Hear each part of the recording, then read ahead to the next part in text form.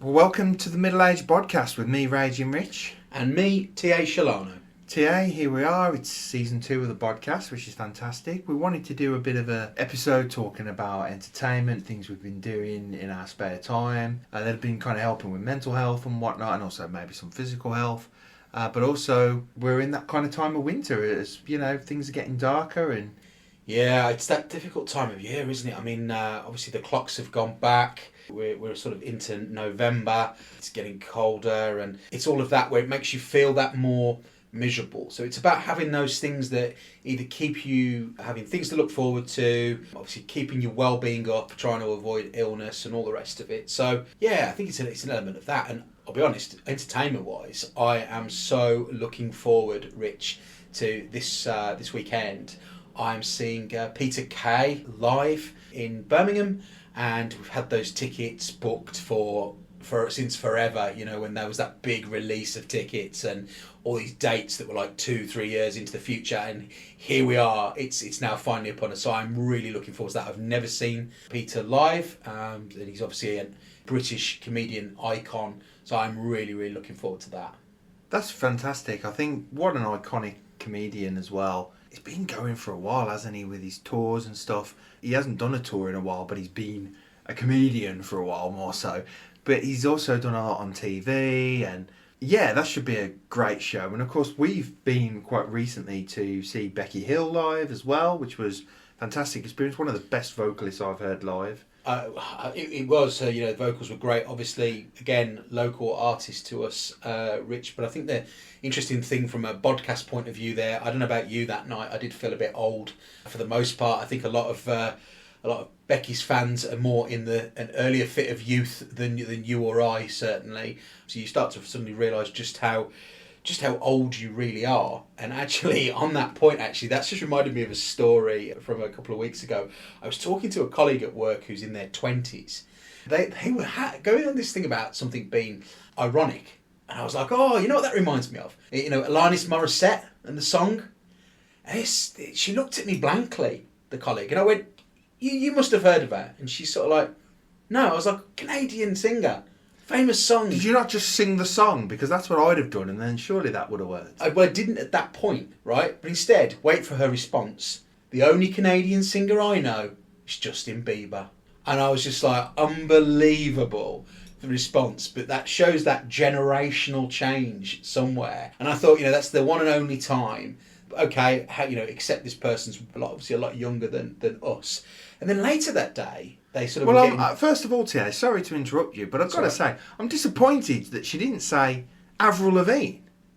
Okay, or any number of other Canadian... Well, I'm just thinking, I've seen Avril Lavigne live a couple of times. Well, you know, I was just going off that basis, really. Well, on the basis she hadn't heard of Alanis Morissette, I'm thinking she probably wouldn't really have known Avril Lavigne, because again, Avril is a bit more, maybe a bit newer in the timeline of history than Alanis, but not by a lot. And certainly if you've got to compare how old this person would have been, well, when this Alanis Morissette was around, this person wasn't born. By the way, Alanis Morissette's still around, just for the listeners' benefit. I didn't mean that she was deceased, Rich, and so sorry, Alanis, that's not what I was getting at with that particular point.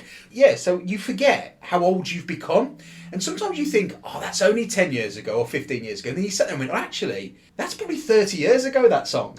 And then that's when you start to suddenly go, wow, that's quite... I went to see Natalie Imbruglia a couple of years ago, and it was the 25th anniversary of Torn. Okay. And that was, I think, 1997 when that came out. So Sounds we're getting towards the 30th anniversary. Yeah. So Alanis is around that sort of time with Ironic, certainly. Well, and then you think that was bad enough. So that was in the morning. By the afternoon, a colleague was a little bit tired and said, words aren't making sense anymore. And I was like, that sounds like a Boyzone song. It's only words. Don't want me singing on the podcast. And she looked at me again and she went, I never remember which ones they were. Because there was Westlife, wasn't there? And there was the Backstreet Boys. And then this other colleague joined in and went, well, no, the Backstreet Boys were American. Westlife were obviously also an Irish group, but they were after Boyzone, really, when they came out. And so you kind of have this sort of discussion around people's eras. And it's just weird that people kind of then, you've got this generation who grew up on like X Factor stuff. And all the things we're thinking of still is way back before that now. So really feeling my age. So actually, Rich, getting out and still trying to feel young is really important. And yeah, I'm looking forward to continuing to go to entertainment that maybe helps you feel young, but you sometimes realise you're just not as young as you were, you know? But there you go. You bringing that up, actually, we're going to see John Power from Cast in a few months. And I mean, again, that's quite some time ago that Cast were big with some of their songs and stuff. That's the 90s. I still can't get over that. Justin Bieber is the only Canadian singer this girl you work with knew. Or it was the first thing that came to mind. I mean, I'm interested in you talking about Cast there, because again, I think they would very much be in the same era as the Alanis Morissette and the boyzone of those songs that we were just talking about. And, you know, as we mentioned, you've mentioned it, it's going to be a question of which one of us will be first to walk away from the podcast. Obviously, massive Cast hit there. Get that one in. But yeah, you know, this is it. You know, you're not in the first fit of youth anymore. Well, I'm sorry, T.A. I've had to bring this up because I have just brought up a list of Canadian singers here. And we have got some really big names on here. And I am just completely shocked this girl who works with you does not know Shania Twain or Celine Dion. It's not that she doesn't know them. It's what you got to think is, again, they're older. So Shania Nelly Twain, Furtado. Yeah, but again, not in this girl's era. Nelly Furtado was when like me and you were late teenagers. Well, but she'd have been like a toddler at that point. Here we go. Shawn Mendes. He's newer as a singer than Justin Bieber. Nowhere near as famous though. Bieber is way more famous than Shawn Mendes, right? I would have said, and I'm not massively up on some of the people I'm looking at. I can only name you 2 Shawn Mendes' songs. I couldn't name you. But any. I will tell you this: I think they're better than Bieber's. No offence to Justin Bieber or any of his songs, but I do think that a bit of Everything Means Nothing If I Can't Have You, just to quote the Shawn Mendes song, is a bit of a banger. Well, okay, well that's good for you there. I mean, but other ones there I'm looking at that again they're more relevant to our era. Look, Bryan Adams again. He was more our era. If you think about when we were quite young, when he had the big hit with the Robin Hood film, stuff like that. I get it's what you grow up with, isn't it? And you sometimes forget when you're talking to people in age ranges that people's cultural experience is very much from a time that they're from. So it is a bit weird. But I'm looking at these names, and Alanis Morissette is obviously there, as she should be. It's quite interesting that experience of talking to people who they're younger than you, but it's like. They're not ridiculous. It's not like they're 30 years younger than you or something. They're at work, but they haven't got the same cultural experience that you've got, and it just sort of reinforces that middle-aged feeling, I think, to some degree. Well, I've just looked up Alanis Morissette, and I have to say this has amazed me. Co-headlining a summer tour in 1996 with the Foo Fighters, the Manic Street Preachers, a band that we've seen a few times live, but also Dodgy, who are quite local to us. Yeah, and again, it also had a big hit or hits around that time, but this girl at work wasn't yet born, is my point. No, I know, I'm just saying, I just find some of these little links between artists quite interesting. It was just something completely off from your colleague, I know, but 1995 was the album Jagged Little Pill. Okay. Ironic. So here's the thing then. When we got to it, because I didn't know exactly how old this person was, I gathered they were probably in their 20s. So when we got down to it, do you know what year this person was born? You've already mentioned it once in this conversation. They were born in 1997. So the year that Natalie Imbruglia did Torn was that this person was born. So you think we've had a completely different cultural... I still find that strange, though. That Justin Bieber would be the first person she'd remember. I just find that, and I'm not saying anything bad about that. But you think about... Don't come at me, Justin Bieber fans, please. But hang on a minute. You think about how old Justin Bieber would have been in terms of obviously when he came through against how old she would have been. Oh, yeah. So the connection would have been... That's a bit like saying when we were probably, say, when she was a teenager, the Spice Girls were huge and Oasis and things like that in Britain. So maybe that Bieber... invasion is probably hitting her that teenage years and all that, so it's all about what you see at a given time, isn't it, and your experience. So that's interesting, but I just find it difficult when you reference things that you think everyone knows that and they don't. You're sort of stuck in your moment in history sometimes, and you have to get over that, I guess, but it's always an entertainment. I'm still bewildered by that, but I totally get it, and you're right, it is a thing about the timeline and the sort of era, as you say, with things. So TA, The Doctor's Hidden Patients, got its release on the 12th of October, so it's been a little bit of time now. How are things going with the sales? Yeah, I mean, it's been a really interesting time. I've had more sales probably than I thought I would get. Obviously, never as many as you'd love to get. We can't all have, millions selling books. And so Mrs. Shelano got designs on some sort of holiday home in Barbados. I think from the royalties so far, I can just about afford the postbox, the said location, but we keep going. And it's just been a really enjoyable time, actually. And obviously doing this, the podcasting as well, in terms of just doing things that you enjoy and, an outlet. And obviously I've been working on the second book as well, and I've just been to another writer's retreat actually, which was fun, again, where you get that opportunity to take some time out. I think that's something you and I have talked about in the modern world, the fast pace and everything, just trying to get that time, do those things as well when you're not at work, and make best use of your free time, and just carrying on working on the second one now, and enjoying that process as well. And I think one of the interesting things is the surprise sales that you get, and this is the in-person ones. So obviously the book is available at my website, shelanobooks.co.uk, where you can purchase a paperback there if you're a UK listener, and we post that to you. Or if you want to buy an ebook at the beautifully priced £1.99 in PDF and EPUB format, please go and join there if you've not already done so.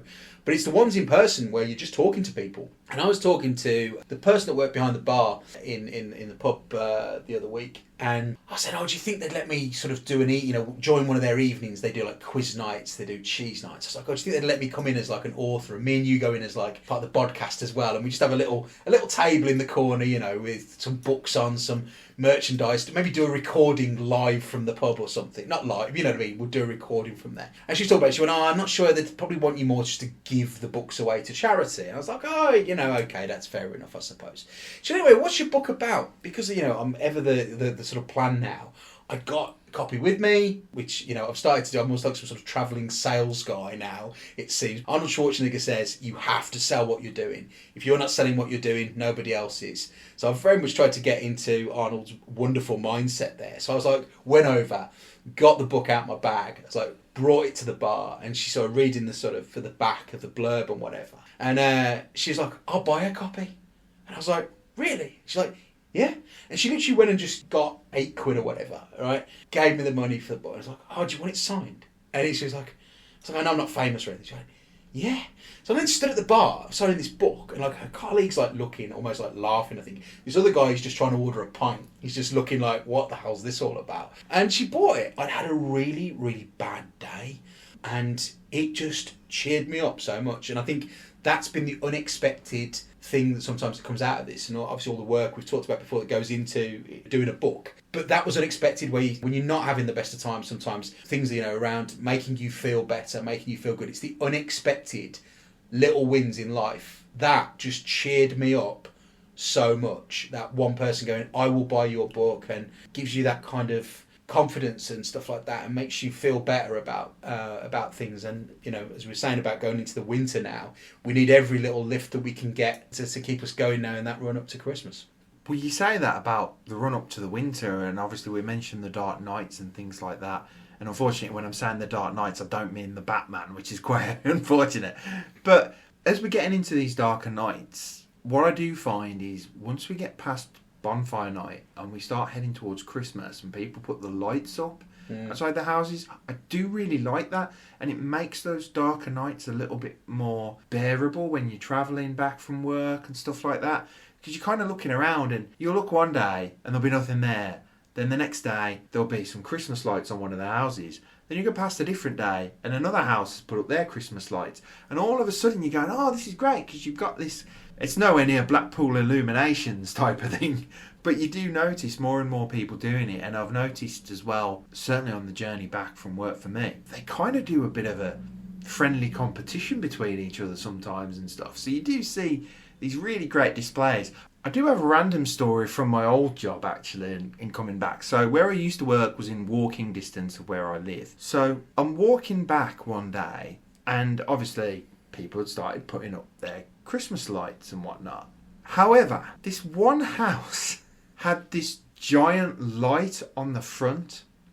Only one, So as you're walking around down the street, you've got all these other lights up for Christmas, loads of different things. Obviously, your Santas and your reindeers and Christmas stars, your nativities, all that sort of stuff up. This one house in particular, and I did, when I saw it, find it hilarious, just had a giant light up bar humbug. And it just was like, because you're not expecting it, it was just the funniest thing in the world to see at the time. It's not actually that funny, and yes, it's kind of an ironic thing, going back to the Alanis Morissette reference there, but it was fantastic just because it was something a little bit different, and you see that sometimes. It just gives you a little bit of a chuckle, and it just raises your spirits a little bit, even though it's someone that's probably being a bit, oh no, or oh, I'm just going to be really ironic and put up bar humbug as a light. And it was a proper big Christmas light, but obviously not a Christmas light. I just found it phenomenal. One, that people sold something like that, and two, that someone would buy it and put it on the front of their house. Well, you've just given me a great idea. I mean, I'm not sure we could do it, but could you imagine if we could get... Well, actually, a friend of ours, as you well know, has bought me a personalised keyring with the Doctor's Hidden Patients cover on, which I thought was fantastic. I mean, you can get anything these days as a kind of a gift, you know, celebrating the launch of the book. I'm just thinking now what you're talking about is we put in your front window, we try and get personalised, customised Middle-aged Bodcast and Doctor's Hidden Patients Christmas-themed lights. What an amazing thing that would be. I love how I've got to have a Doctor's Hidden Patients one in my window. I mean, I don't mind, but I'd like to say, if I'm doing that, you've got to make sure there's a podcast one outside your house as well. And if Mrs. Shelano doesn't like it, tough. Well, yeah, let's not worry so much about what Mrs. Shelano thinks at this point. But in terms of you know, you live on a main road, so you have got way much more passing footfall of people getting back into the marketing and the advertising. More people are going to see the logo if it's in your window than mine. I live in a cul-de-sac, so I only get, you know, we only get literally the people that live there, Amazon drivers, the post office, whatever, Royal Mail delivery, and the odd visitor. The footfall is less here. You've got so much traffic coming past that we'll see that. That'll be it. Middle-aged Bodcast lives here. I don't think that people will be paying that much attention to it, if I'm honest. But yeah, it is an interesting take on, like you say, you can get anything in it nowadays. I dispute that they do not think that you should see the Middle-aged Bodcast lives here. I don't really want to write that lives here. Maybe just the logo. Are you worried that they'll think T.A. Shelano lives here, and that will obviously attract way more people to come and knock your door, and you'll then be disappointed? No, I was thinking they might pelt my house with eggs if they think you live here, but... Oh, I tell you what, you know, that's fighting talk. That is. I'm joking, of course. I'm joking. This season 2 contract at the moment is so it's literally. It's on thin ice, I'm telling you. But sort of going into that, and obviously we've got more stuff coming up. We have got some Christmas-themed content coming up for people and a lot more. But here we are, it's November, and obviously we've had Bonfire Night, which is always a big tradition. You know what I find really odd? Obviously there's a lot of crossover here in the UK with America, and we've kind of adopted Halloween is quite a big thing, and we spoke about that in our first episode. One of the big things that not seem to have crossed over is Bonfire Night. So you find, if you watch any Americans on YouTube or listen to any of their podcasts, a lot of them will kind of go, when they've been over here, that Bonfire Night and Guy Fawkes and stuff is just this really surreal experience to them. Well, it will be, and I'll have to sort of question my history here a little bit because I don't know the exactness of it, but I've got a feeling that Guy Fawkes going in with his plan to blow up the Houses of Parliament actually is further ago in history than the history of America. I think the other thing to bear in mind, Rich, is that obviously that being the 5th of November here, as far as America's concerned in November, they have Thanksgiving, which again is a much bigger event and probably something where they celebrate with fireworks, that particular event much more. So maybe there's no great connection to what happens other than when they're in the UK and see it, maybe. That could be it. And I know actually over here a lot of people do Thanksgiving now because they have links to American family members and friends, and obviously people that are from America who live over here. So maybe that is it. Maybe that's kind of their big celebratory event that has fireworks. And I do think, in truth, fireworks are probably a bit more of an all year round thing. You see it a lot on American TV and movies and things like that. And in America, it's probably more of a demographic thing of they just have celebrations that require fireworks. Well, yeah, but I mean, fireworks also, I think in terms of on a global scale, fireworks go massive in the kind of the New Year's Eve thing, don't they? That is a worldwide thing as the clock ticks through to the next year. You see this kind of images from around the world of fireworks is a big thing.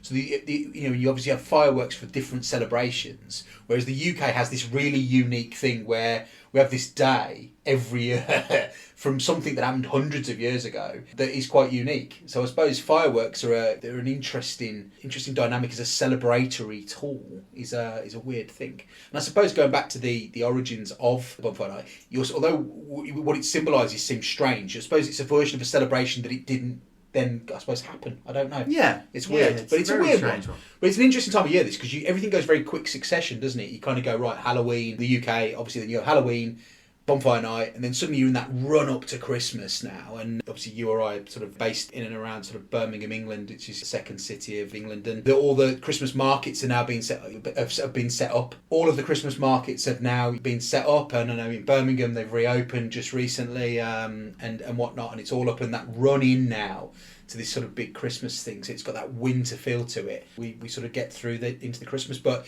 you touched on it earlier, Rich, I think that about content.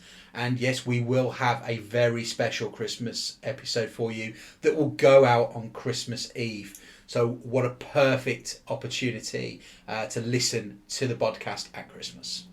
100%. And obviously people can't listen to it on Christmas Eve or on Christmas Day. There's always Boxing Day. There's always the days after. It will still be relevant. Boxing Day is another one that Americans don't follow as well. That's a good point. That's another one. I remember seeing Will Smith, the actor, he was interviewed. I know Will Smith is. I'm just confirming, okay. All right.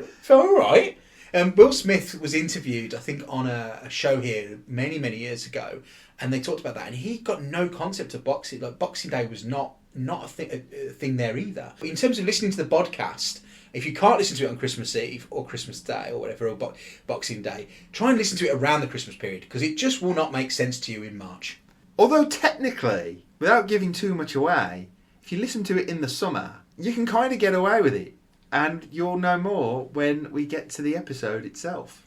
Well, let's stop teasing the listeners for now. That's for another time. Absolutely. For now, we'll 100%. carry on with where we're at, and we're in the midst of obviously interviewing guests again, which is hugely great enjoyment for us, and enjoying continuing with the podcast in season 2. The only disappointing thing for me at the moment, Rich, is I've had a little bit of a recurrence of plant pot knee. So avid listeners will remember I injured myself moving a plant pot earlier this year, and I recovered, and then I've just sort of been exercising, and I've had a little bit of recurrence with it, and it's a little bit of frustration. It's another one of those middle-aged things that's annoying me, Brian. Fighting back, going to try and stay fighting fit for season 2 to be on target, obviously with our weight loss targets. But it's overcoming those challenges.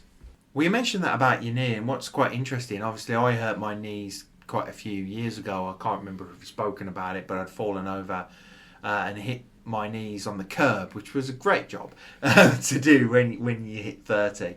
But I do find when it's the winter is when they feel a little bit worse. So it might just be it's a bit of the winter setting in, it's a bit colder, and you start to notice it a bit more. And certainly when you hear about people who have these joint problems and they go abroad and they're completely gone, maybe you just need a holiday. Another holiday. I would love another holiday. So buy my book at shelanobooks.co.uk to help fund me a holiday. And if you can't buy enough or sell enough books to get Mrs. Shelano to go, I'll go on my own. Well, on that note, I think that pretty much wraps it up for this episode. We will be back, as I say, over the next few weeks, and we're building up towards Christmas. But thank you very much for listening, and we will hopefully catch up with you guys next week. Thank you very much. Bye-bye.